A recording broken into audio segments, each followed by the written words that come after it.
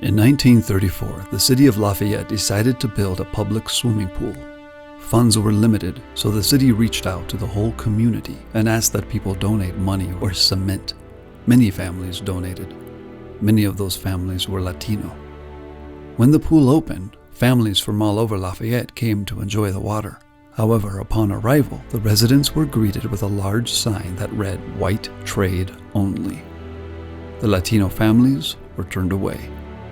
Before the pool opened, the mayor and the city council had leased the pool to the volunteer fire department, making it a private pool, even though public money and public support had built it. They did this in order to deny entrance to any non-white resident. The Lueras family had donated 10 bags of cement to the pool's construction, which was the largest donation of anyone in the community. After Latino families and children were turned away at the gate, RoseLueras and 25 other Latino families filed a lawsuit against the city and the fire department, citing discrimination. The pool then closed to avoid trouble. Rose and the plaintiffs sued the city and the fire department in circuit court in Boulder, citing their 14th Amendment rights. Rose and her family were then targeted by the Ku Klux Klan by burning a cross on the Lueras' front lawn. There were hundreds of Klan members in the area, including the mayor, city council members, firemen, and preachers, among others. To avoid persecution while waiting for the case to go to court, Rose took her daughter, Rosabelle, to Santa Monica, California. Tragically, while away, Rose was hit by a car while crossing the street. The accident killed her, and it was witnessed by Rosabelle. Rosabelle returned to Lafayette to bury her mother and live with her father, Santiago. Several weeks later, the defense attorneys motioned to dismiss the case against the city, as the lead plaintiff had died.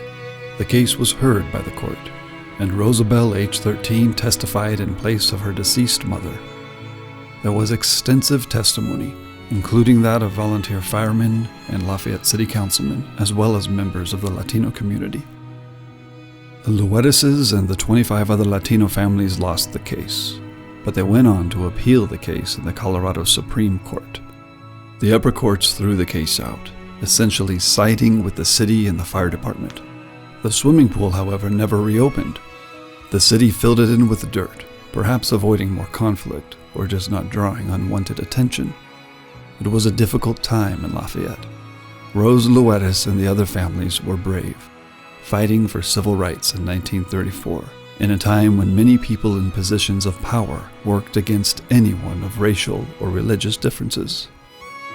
Nearly a century later, the city of Lafayette celebrates diversity and is working to make amends for its past.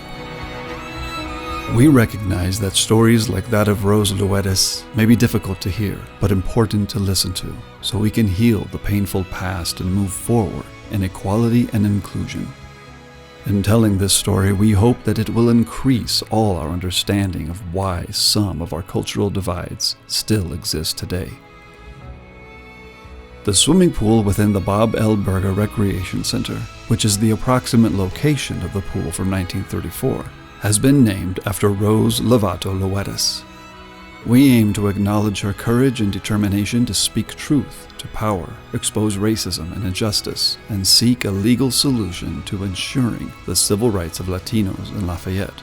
Though the lawsuits were not successful in her time, her efforts were a stepping stone for people who have followed in her footsteps, pursuing justice and fairness for all.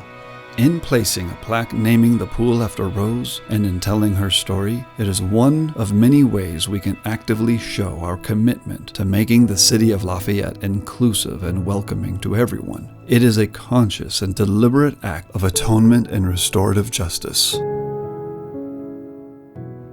Rose's story is on display at the Collective Community Arts Center with the Racism and Discrimination at the Lafayette Swimming Pool exhibit.